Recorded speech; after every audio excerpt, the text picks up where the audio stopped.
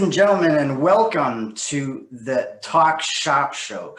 Today, as usual, we have a very special guest. We have Malcolm Stoffman from the Mortgage Guy, Malcolm the Mortgage Guy. I'm here as well with Erica Aguilar, the Senior VP of Complete CU Services. Thank you very much. My name is Erica Aguilar. I am delighted to be here with Malcolm Stoffman, the Mortgage Guy.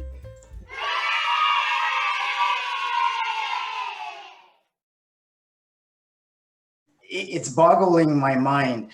The economic fundamentals, okay, are obviously it's a time of, kind of a depression.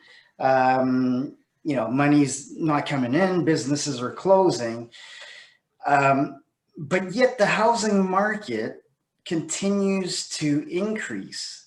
And, we've been hearing not far away, but in some instances in Oakville, like overbidding $200,000 over asking price.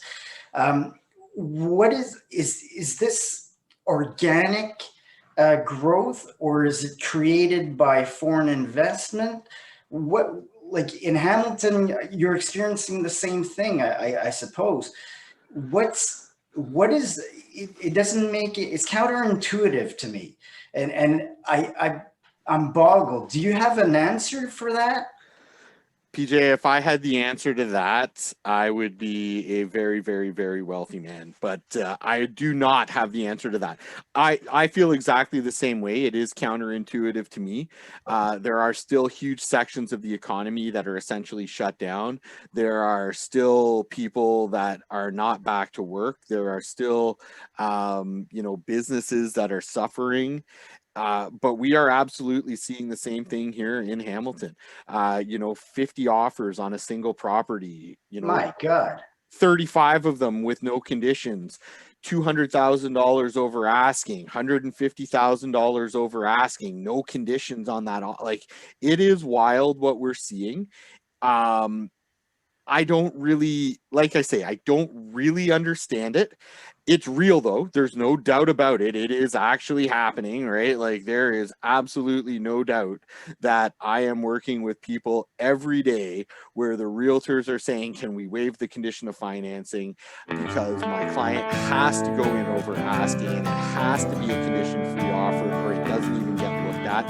I was kind of joking yesterday with one of the realtors that I work with, because he actually got a 3-day condition of financing. It's the first condition of financing that I've seen in over a month that's actually been an accepted offer.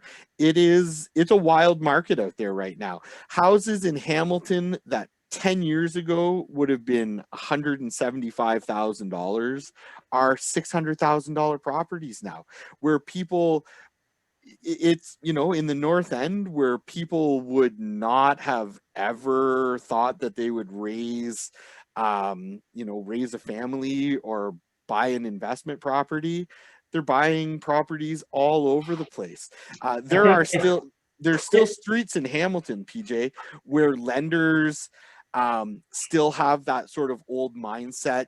Barton Street has sort of negative connotations with it. The reality is that there's houses on Barton Street today that are going for $150,000 over asking, condition free. That's amazing, because I remember 7 years ago when we moved here from Quebec. You could get $40,000 house in downtown Hamilton. It was just like, and it just continues to grow. In terms of demographic, right? So I feel very sad in the sense that when I was a younger person, put it like that. I bought my first house when I was like 24, I think it was, or 25. And it was absolutely a walk in the park. I mean, I bought my first house. It was $98,000, I think. I was making good money at the time. I was working in the bank. And So let's say that I was earning 50,000 at that time. Let's say that's back in the early 90s. And if I look at the market today with, let's say you have an average salary, a very, very, very good salary of $100,000, you're still buying a house, which is almost 10 times your salary, depending on the market that you're buying in. Young couples or people, young partners or whatever, or even individuals buy a house today when, they get out of university, have $200,000 in debt or $100,000 each. You start renting and you got to pay back your student loan.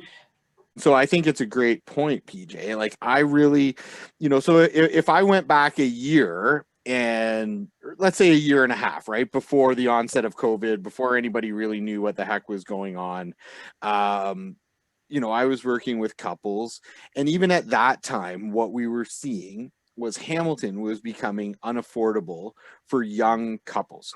Two incomes, good jobs by any standard, but not necessarily professional jobs, right? One's a manager at a retail store, the other, I don't know, works at, whatever, wherever, right? So household income, let's say household income's $120,000. You've done everything right. You've saved up, $10,000 or $20,000. You think you're in a good position. You can't buy a house in Hamilton for that. So what I saw a year ago, or a year and a half ago, a lot of people moving out from Hamilton to places like Brantford.